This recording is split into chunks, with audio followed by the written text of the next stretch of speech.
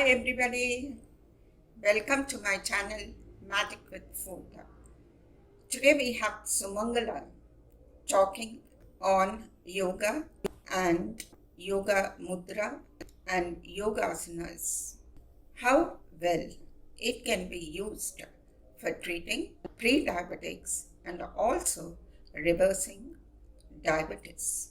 It's over to Sumangala. Namaste. My name is Sumangala Bhat, a certified yoga therapist from S. Vyasa. Today, let us see, according to yoga, what is body, how it is made up of, or what it is made up of, what is disease according to yoga, what is diabetes mellitus according to yoga, and what are the practices in yoga to manage diabetes or to prevent diabetes, or even you can come out of diabetic mellitus with the help of yoga also.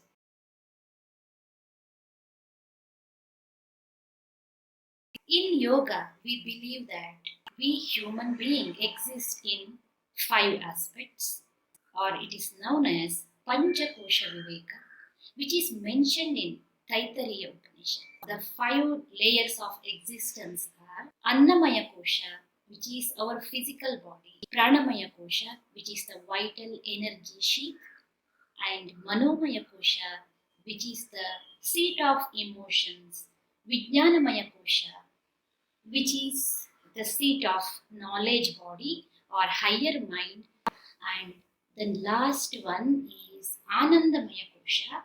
Anandamaya Kosha is the sheath where we have the perfect harmony between our mind and body complex. So this is how our body is referred in yoga.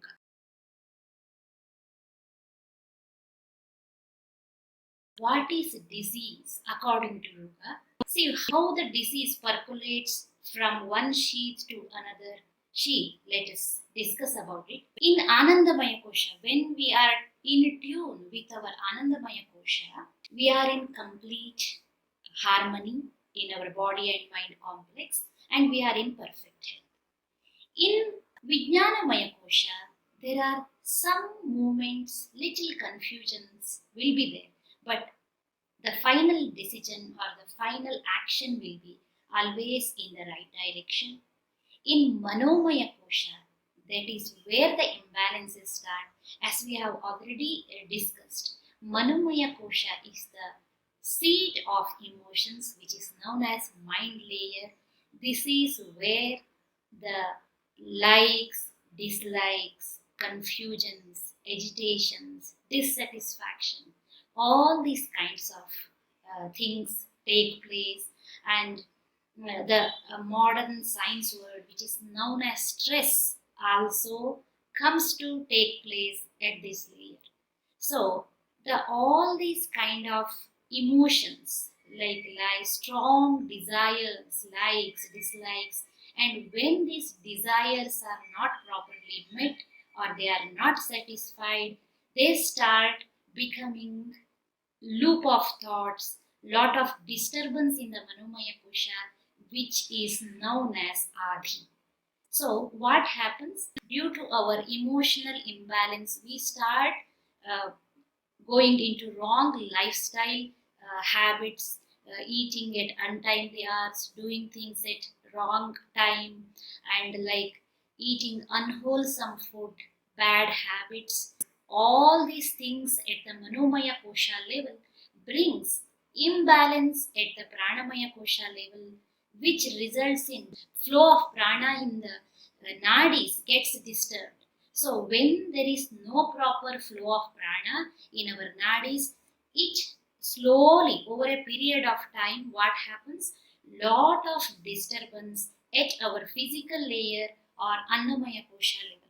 So when all these emotional imbalance, pranic imbalance start taking place, it results in increase in the heart rate, increase in the breath rate, and at the same time, what happens? The food which is consumed in such commotion, it starts either getting wrongly digested, which is known as kujiranatvam, or indigestion or ajirnatvam or atijirnatvam or overdigestion. Like this, improperly digested food gets settled down in the body under all these wrong commotions, results in psychosomatic illness or lifestyle diseases.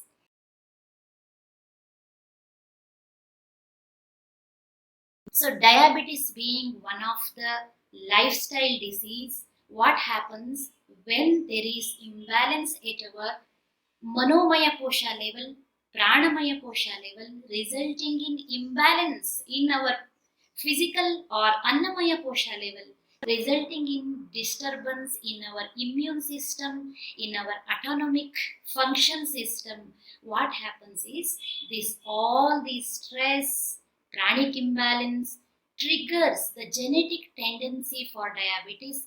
It can be in the form of the beta cells getting damaged by the antibodies produced in the body itself, resulting in type 1 diabetes, or it can result in insensitivity of cells to work with the insulin. Also, receptivity of the cells can be disturbed, also resulting in type 2 diabetes.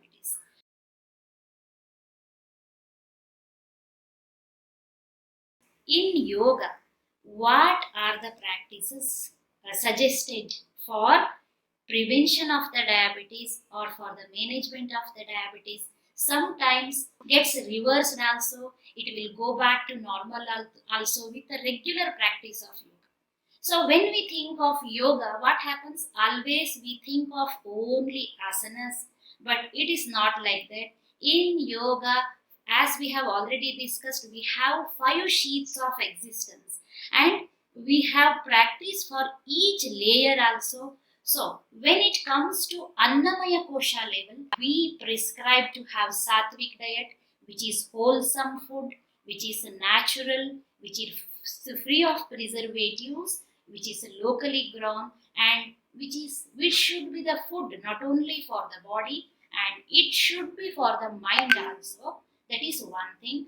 And next comes our asanas for the body. So what happens when you perform asanas? It not only gives good stimulation to the organs, at the same time it gives beautiful relaxation to those organs also, and thereby results in proper working of the organs in our body.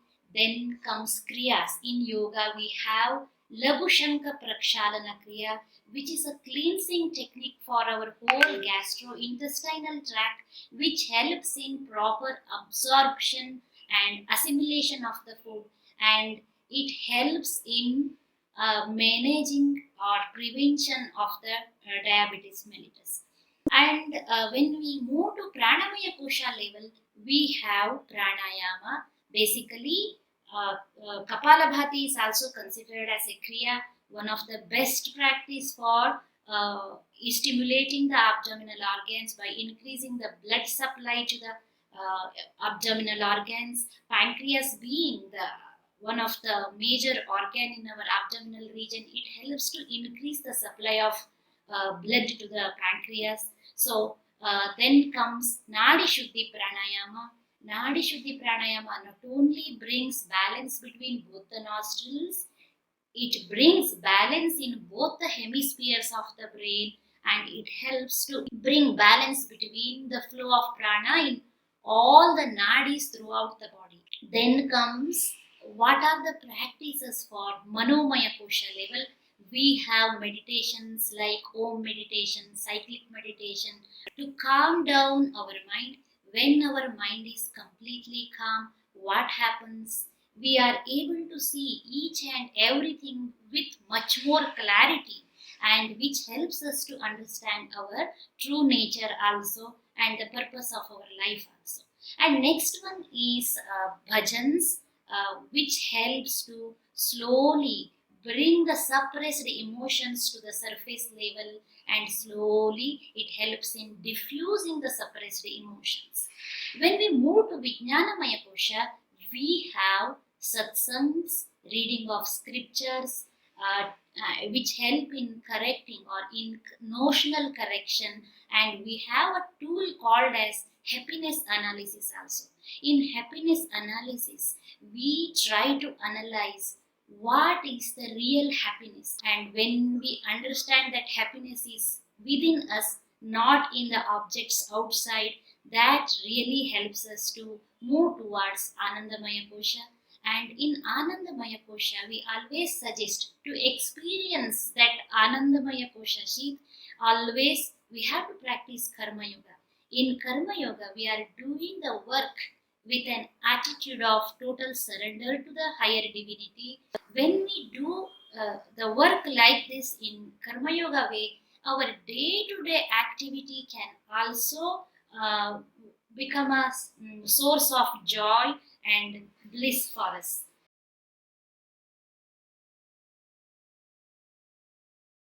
Now let us see what are the mudras beneficial for people with diabetes. Mudras are the hand gestures which help in flow of energy in proper direction to make the body and mind healthy. In yoga, we believe that this universe is made up of panchabhutas or five elements, and this body is also made up of panchabhutas or five elements. These panchabhutas are Agni, Vayu, Akasha, Prithvi, and Jala. So when we bring or these fingers together, what happens is it helps to bring balance in those elements in our body also, and it helps in synchronizing this individual energy along with the cosmic energy. So, how to start the mudra? Always, before you start the mudra, nicely rub the palms so that it improves the circulation and it activates the cells, nerves at each and every fingertip. Then, what you have to do? You have to sit straight, closing the eyes. You have to start practicing the mudra. Mudra is a very, very advanced practice. Make sure that while watching the TV, while talking to someone, if you adopt the mudra, it will not be as effective as if you do it mindfully, watching the breath, sitting in a calm, quiet place. The first mudra, which is beneficial for each and everyone, not only for diabetic people, is chin mudra. Tip of your thumb and little fingers are joined together. Rest them on your thighs, closing the eyes, being in that calm, silent state. Just watch the breath. Practice it as long as you can. Very, very good mudra to improve the concentration, to relieve from anxiety, tension, and to calm down the mind also. Very good mudra for diabetes also. Next mudra is Apana mudra. Here you will join your thumb, middle and ring fingers together. Other two fingers are stretched outwards, resting the palms on your thighs. Watch the breath. Again, be calm, sit in a quiet place and be mindful of the breath. Start with 5 minutes every day and feel that tingling sensation between the fingertips also when you join them together, sensitizing your awareness. Just be there.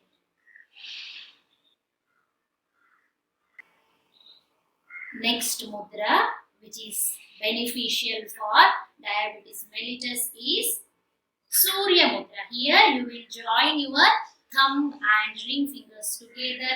Other three fingers are stretched outwards, resting on your thighs. Watch the breath.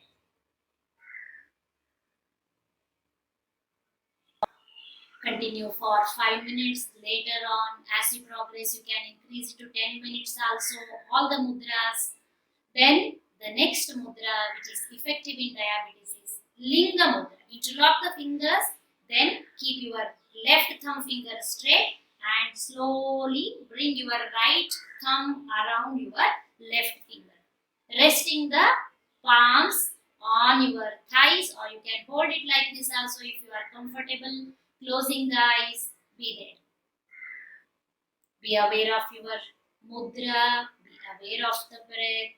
Be in the present, just be there. The next mudra, which is beneficial for diabetes, is Prana Mudra. Thumb, ring, and little fingers are joined together. Other two fingers are stretched outwards. Palms are resting on the thighs. Just closing the eyes, be there. Prana Mudra is very effective for diabetes, and after practicing any mudra which is specific for a health issue, you have to follow it with Prana Mudra, which will increase the effectiveness of that mudra. And another thing is, this Prana Mudra is very effective in energizing and rejuvenating your body also. This is the last mudra. Again, Prana Mudra can be practiced as long as you wish. But if you practice, for example, Linga Mudra for 5 minutes, practice Prana Mudra for 5 minutes to improve the or increase the effectiveness of the mudra. Same thing applies to all the mudras.